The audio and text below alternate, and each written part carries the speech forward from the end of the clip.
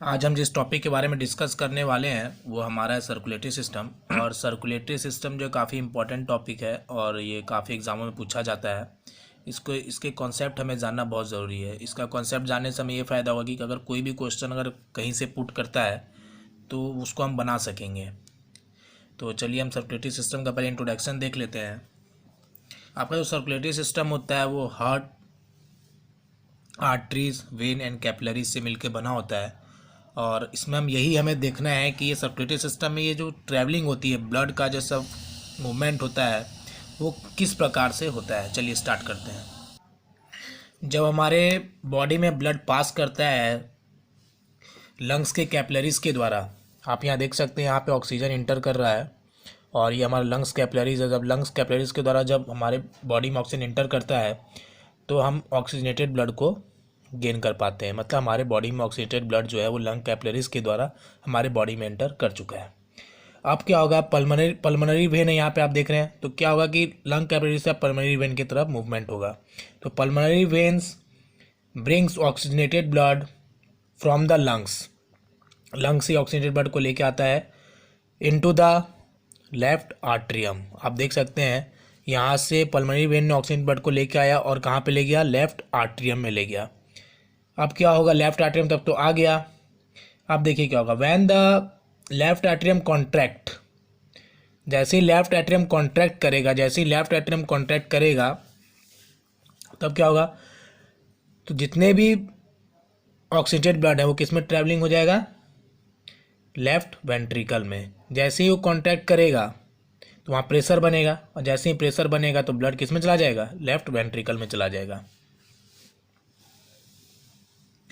अब हमारा ब्लड जो है ऑक्सीजन ब्लड आ गया हमारे लेफ्ट वेंट्रिकल में।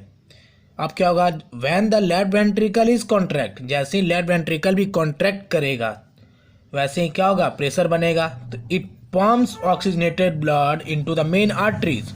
तो क्या होगा, it pumps oxygenated blood into the main arteries. ये क्या होगा, ऑक्सीजनेटेड ब्लड को इसमें फेंक देगा। जैसे ही प्रेशर कॉन्ट्रैक्ट करेगा जितने भी ऑक्सीजनेटेड ब्लड वो चले जाएंगे मेन आर्टरीज में। This main arteries then branches into many smaller arteries.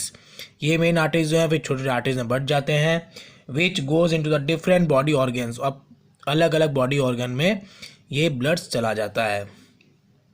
The arteries carry oxygenated blood to all the organs of the body like head, chest or arms, stomach, intestine, etc. and legs except lungs. lungs को छोड़ के arteries carry करता है oxygenated blood को पूरे organ में क्या करता है, फैला देता है। पूरे ऑर्गन में इसको क्या करता है, सेंड कर देता है। अब देखिए इसके आगे क्या होगा, यहाँ तक हम समझ चुके हैं ऑक्सीजनेटेड ब्लड जो है यहाँ तक आ चुका है। All the body organ have capillaries, सभी बॉडी ऑर्गन्स में कैपिलरीज होता है। In them which are joint to arteries when oxygenated blood from arteries passes through the capillaries. जैसे ही ऑक्सीजनेटेड ब्लड जो है कैपिलरीज के द्वारा पास करेगा, ये हमारा कैपिलरीज है और यहाँ तक ऑक्सीजनेटेड ब्लड आ चुका है, तो जैसे ही कैपिलरीज के थ्रू पास करेगा which are joined to artery when oxygenated blood from arteries passes through the capillaries। जैसे ही कैपिलरी से पास करेगा of the body organ then it gives food and oxygen। जैसे ये पास करते हैं उससे क्या मिलता है, फूड एंड ऑक्सीजन मिलता है। किसको, बॉडी सेल्स को। पूरे बॉडी सेल्स को क्या मिलता है, फूड एंड ऑक्सीजन। कब, जब ये क्या करता है, ऑक्सीजनेटेड ब्लड आर्टरी से पास होता है तो कैपिलरीज जो होता है बॉडी ऑर्गन का वो क्या करता है, हमें फूड और ऑक्सीजन बॉडी सेल्स को प्राप्त करता है, हमें देता है, मतलब सेल्स को जाता है, हमारे बॉडी सेल्स को जाता है।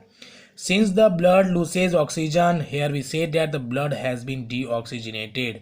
और इस समय क्या होता है, ब्लड अपने ऑक्सीजन को लूज कर देता है और क्या होता है, ब्लड क्या होता है, डीऑक्सीजनेटेड हो जाता है। जैसे उसमें ऑक्सीजन घट जाएगा तो क्या होगा, वो डीऑक्सीजनेटेड हो जाएगा। डीऑक्सीजनेटेड तो हो गया, अब हमारा यहाँ तक हम समझ गए। अब देखिए क्या होगा, at the same time carbon dioxide produce as a waste product in the body cells. और हमारे कार्बन डाइऑक्साइड जो है हमारे क्या होगा, बॉडी सेल्स में आ गया तो क्या हमारे लिए वेस्ट प्रोडक्ट है, कार्बन डाइऑक्साइड का कोई रोल नहीं है। तो अब क्या होगा कि ये डीऑक्सीजनेटेड ब्लड किस में चला जाएगा, द डीऑक्सीजनेटेड ब्लड जो होता है उसमें तो कार्बन डाइऑक्साइड है और ये ब्लड आप देखेंगे किस में चला जाएगा, राइट एट्रियम में चला जाएगा। तो ये हमारा क्या हो गया, राइट एट्रियम में पहुंच गया deoxygenated blood. And when the right atrium contract, और जैसे ही ये कॉन्ट्रैक्ट करेगा the deoxygenated blood is push into the right ventricle, जैसे वो कॉन्ट्रैक्ट करेगा तो ये डीऑक्सीजनेटेड ब्लड किस में चला जाएगा, राइट वेंट्रिकल में चला जाएगा। अब देखिए राइट वेंट्रिकल तक हमारा कौन सा ब्लड पहुंचा, डीऑक्सीजनेटेड ब्लड पहुंच चुका है। अब क्या होगा यहाँ से, when the right ventricle contract, अब यहाँ पे राइट वेंट्रिकल जैसे ही कॉन्ट्रैक्ट करेगा तो ब्लड ने फिर से यहाँ प्रेशर बनेगा, जैसे प्रेशर बनेगा तो क्या होगा, ब्लड मूव करना स्टार्ट कर देगा। लेकिन वो क्वेश्चन उठता है कहाँ मूव करेगा, तो राइट वेंट्रिकल जैसे ही कॉन्ट्रैक्ट करेगा it pumps deoxygenated blood which is rich in carbon dioxide into the lungs. अब ये किस में चला जाएगा, लंग्स की तरफ जाएगा। तो ये हमारा लंग्स की तरफ जा रहा है। In the lungs deoxygenated blood gives out the waste products carbon dioxide, lungs में पहुंच गया।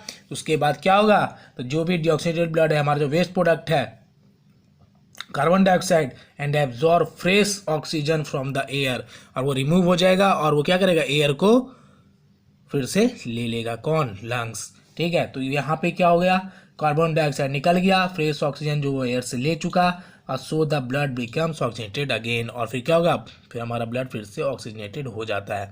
अब हम इसको क्विक रिवीजन में देखेंगे शॉर्ट में। देखिए ऑक्सीजन यहाँ से आया, आप देख रहे हो, हम ऑक्सीजन को लेते हैं, मान लीजिए हम ही हैं, हम ऑक्सीजन को यहाँ से लिए, ऑक्सीजन को लिए तो हमारे बॉडी में लंग कैपिलरीज के द्वारा ऑक्सीजन आ गया। अब क्या हुआ, पल्मोनरी वेन जो हमारे बॉडी का, वो क्या किया कि लंग्स के द्वारा जो आया, क्या आया, लंग्स के द्वारा जो आया ऑक्सीजनेटेड ब्लड, वो कहाँ गया, लेफ्ट आर्टरियम में चला गया। अब देखिए लेफ्ट एट्रियम में, हमारे लेफ्ट एट्रियम में आ गया। अब ये लेफ्ट एट्रियम कॉन्ट्रैक्ट करेगा, तो कॉन्ट्रैक्ट कुछ भी करता है तो प्रेशर बनता है, तो ब्लड किस में ट्रैवलिंग हो गया, लेफ्ट वेंट्रिकल में ट्रैवलिंग हो गया। तो लेफ्ट वेंट्रिकल में जैसे ही ब्लड है तो ये भी जब कॉन्ट्रैक्ट करता है, when the left ventricle contract, फिर से प्रेशर बनेगा, और जैसे ही प्रेशर बनेगा तो जो इसमें से ऑक्सीजनेटेड ब्लड है वो किस में चला जाएगा, मेन आर्टरीज में चला जाएगा। और मेन आर्टरीज में जाने के बाद ऑक्सीजनेटेड ब्लड फिर कहाँ जाएगा, तो ऑक्सीजनेटेड ब्लड फिर कैपिलरीज के द्वारा ट्रांसफर होता है। तो कैपिलरीज क्या करता है, ये क्या करता है, फूड और ऑक्सीजन प्रोवाइड करता है हमारे बॉडी सेल्स को। जैसे ही कैपिलरीज के द्वारा ट्रांसफर होगा तो हमारे बॉडी को क्या मिलेगा, food and oxygen. When the oxygenated blood, जैसे ही ऑक्सीजनेटेड ब्लड हमारे कैपिलरीज से ट्रांसफर हुआ तो ये किस में चला गया, मेन वेन में। ठीक है, तो हमसे क्या, कैपिलरीज के द्वारा ट्रांसफर जैसे ही हुआ तो हमारे बॉडी को क्या मिला, फूड मिला और ऑक्सीजन मिला। अब इसके बाद देखिए फूड एंड ऑक्सीजन तो मिल गया, उसके बाद डीऑक्सीजनेटेड, उसमें क्या हुआ, यहाँ पे ऑक्सीजनेटेड था तो यहाँ पे क्या हुआ, ऑक्सीजन हट गया। जैसे ही ऑक्सीजन हुआ तो ब्लड क्या हो गया, डीऑक्सीजनेटेड, मतलब CO2 आ गया हमारे ब्लड में। और CO2 क्या हमारे ब्लड के लिए वेस्ट प्रोडक्ट है, हमारे ब्लड के लिए क्या वेस्ट प्रोडक्ट है, तो ये हमारे ब्लड के लिए क्या है, वेस्ट प्रोडक्ट। अब ये वेस्ट प्रोडक्ट को तो हटाना ज़रूरी है, तो ये डीऑक्सीजनेटेड ब्लड फिर कहाँ जाता है, राइट एट्रियम में चला जाता है। और राइट एट्रियम में जैसे ही कॉन्ट्रैक्शन होती है, ब्लड किस में आता है, राइट वेंट्रिकल में आ जाता है। और जैसे ही राइट वेंट्रिकल फिर से कॉन्ट्रैक्ट करता है तो ये डीऑक्सीजनेटेड ब्लड किस में चला जाएगा, लंग्स में चला जाएगा। पल्मोनरी आर्टरीज के द्वारा किस में चला जाएगा, लंग्स में चला जाएगा।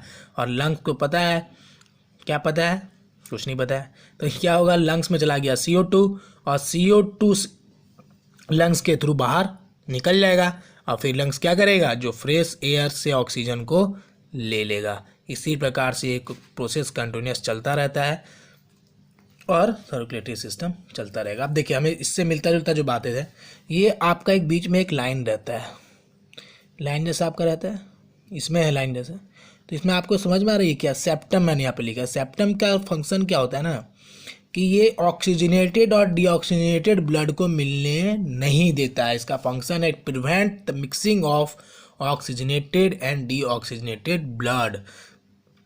ये ऑक्सीजनेटेड ब्लड और डीऑक्सीजनेटेड ब्लड को मिलने नहीं देता है, इसका ये फंक्शन है।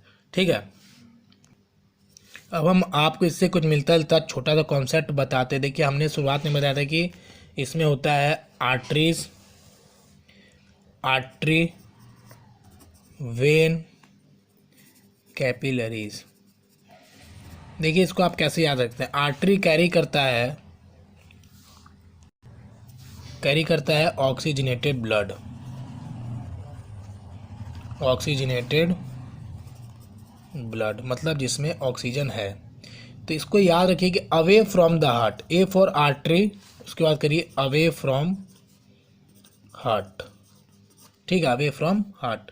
मतलब हार्ट से दूर ये ऑक्सीजनेटेड ब्लड को ट्रांसफ़र करता है। वेन में आइए, वेन क्या करता है, डीऑक्सीजनेटेड ब्लड को हमारे पूरे बॉडी से लेके हार्ट के तरफ ट्रांसफ़र करता है, ठीक है, टुवार्ड्स द हार्ट। इसका फंक्शन होता है टुवार्ड्स द हार्ट, ठीक है, टुवार्ड्स द हार्ट। और कैपिलरीज का फंक्शन मैंने आपको बता चुका है, ये चेंज करने में मदद करता है ऑक्सीजनेटेड और डीऑक्सीजनेटेड ब्लड को। ऑक्सीजनेटेड और डीऑक्सीजनेटेड ब्लड मतलब ऑक्सीजन वाला ब्लड और CO2 वाला ब्लड जो चेंज होता है वो कैपिलरीज के थ्रू होता है, जो काफ़ी थीन ट्यूब होता है, पतला सा ट्यूब होता है। ये वीडियो बहुत ही इंपॉर्टेंट है, इसको आप रिवाइज़ करिएगा, 1-2 बार देखिएगा तो आपको रिवाइज़ हो जाएगा। और आप जब इसको सुनिएगा तो आपको ये बिल्कुल समझ में आ जाएगा, और 2 से 3 बार आप इसको देखिएगा तो बिल्कुल आपको क्लियर हो जाएगा विज़न। ये काफ़ी इंपॉर्टेंट टॉपिक है और एग्ज़ाम में इसमें से क्वेश्चन आता ही है, इसलिए आप इसको वीडियो